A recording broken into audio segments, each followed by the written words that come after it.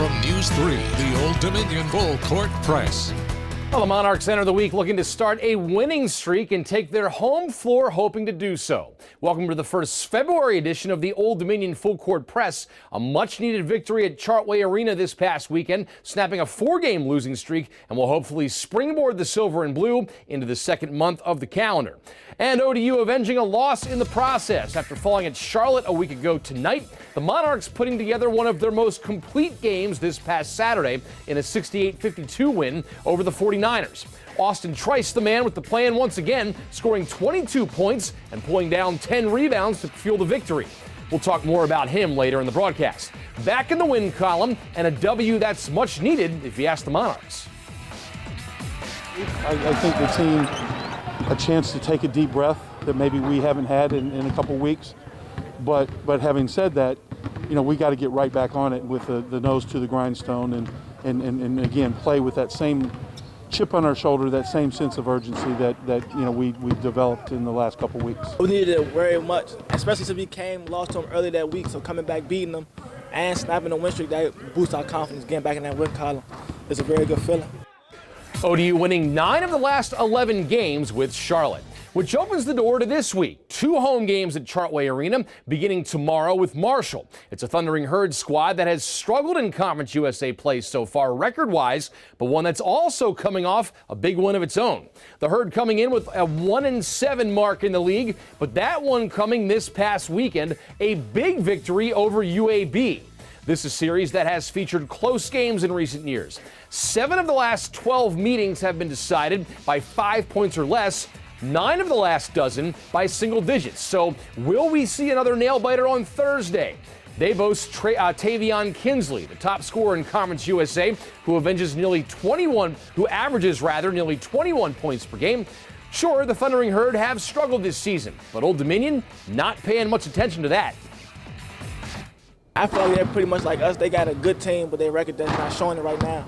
And they just had a good win versus UAB, so I know they'll be coming in here with a lot of confidence. We got a good win, so they're going to be more prepared for that game. When it comes to conference play, you know, anybody can win. Every game's going to be tight and close. Marshall's a very good opponent. A close friend of mine goes there, Tavion Kinsley. He's a very good player for the past couple of years. So it's not going to be easy, but, you know, we're hoping to do our best on and off the court to prepare for the game. Marshall has won only one of its 8 true road games this season. So after the Thundering Herd, Western Kentucky coming to Norfolk on Saturday for a showdown at Chartway Arena. Then it's back on the road for the Monarchs. That Florida Atlantic game a makeup of a New Year's Day postponement. From Boca Raton to Murfreesboro next Thursday, and then back home for a matchup with a very good Alabama Birmingham squad. An up-to-the-minute glance at the Conference USA standings. Blue Raiders sit atop the Eastern Division with Florida Atlantic close behind. Big chance next week for the Monarchs against those 2 teams, but have to take care of business against 2 of the teams looking up at them in the standings first. Out west, crowded at the top. North Texas has taken a 1-game lead in that division ahead of UAB and Louisiana Tech. UTEP has kept itself right there in the running, with Rice also sporting a winning conference mark. We're going 94 feet with the Monarchs. We are going 94 feet with the double-double machine, Austin Trice here. And Austin, you've been on a roll lately. What's been clicking for you here? Just my support system with my teammates and my coaches, you know, them being behind my back and having me every step of the way. You know, we're finally getting a roll, you know, going in the conference. Hey, you're a machine down there, as we said. What got you started in basketball? What made you say, hey, this is going to be my bread and butter? My dad put a basketball in my hand since day one, and, you know, I've been going with it ever since. What's your favorite basketball movie? When you watch a basketball movie, a basketball flick, what are you sitting down and watching? Space Jam. Space Jam, great choice. Jam. The old one or the new one? The old one. The MJ one? Yes, sir. Great choice, fantastic choice. What made you decide on Old Dominion, and how's it been since you've been here? Old Dominion, the coaching staff from day one showed me so much love and appreciation, you know, felt like I was family from day one. That's great. And ever since I've been here, it's been amazing. What's clicked for you here lately? I mean, you've been really consistent too. Just my support system, again, my coaching staff having my back, telling me, you know, shots that I've been missing are gonna go in, and my teammates having me every step of the way. All right, so we just talked to him there. We've talked about Austin Trice before on this program, and now we're getting a chance to get his thoughts on how he's played during the last 6 weeks. We're learning more from the Monarchs senior forward when the Old Dominion Full Court Press continues right after this.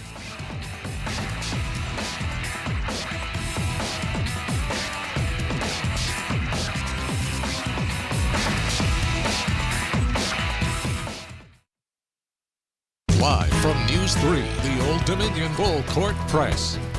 Jeff Jones, his staff, and players never shy about interacting with the fan base. And this morning, some members of the Monarch Nation getting a chance to hear from the head coach and more. A handful of fans at Chartway Arena this morning for breakfast with the Monarchs. Freshman Emo Essien, D'Angelo Steins, and Jaden Johnson taking some questions, while assistant coach John Richardson bringing down some Marshall film for the crowd. Jones also speaking on Saturday's win and moving forward, a good chance for some fans to catch up with the program. Now, we're not trying to force the issue of how well Austin Trice is playing. He just keeps it up. This week, we're able to hear from the senior forward for the first time this season, and after going 94 feet with him last block, we're looking to do a little bit more into his surge. Jeff Jones says that it's been since the VCU game back on December 11th, and a look shows that Trice has hit another level since conference play beginning. In those 7 games, the senior averaging about 19 points and 11 rebounds.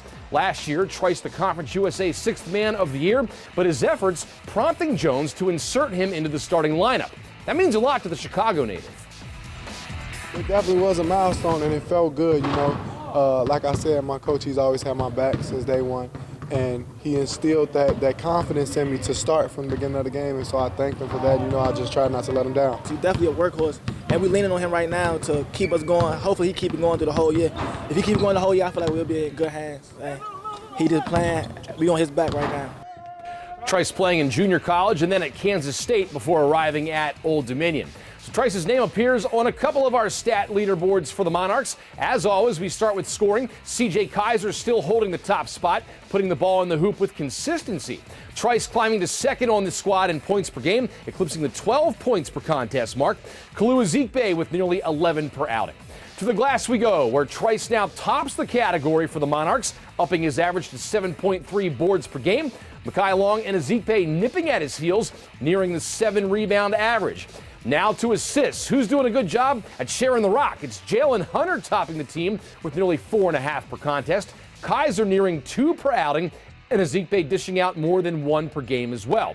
To the defensive side and picking opponents' pockets, Hunter is also pacing the Monarchs in steals for the season. Long and Ezikpe continue to help the squad on the defensive end as well. Finally, who is seeing the most time on the court? Kaiser back on top in minutes, just ahead of Hunter. Long rounds out the top 3, still seeing plenty of time out there for the silver and blue.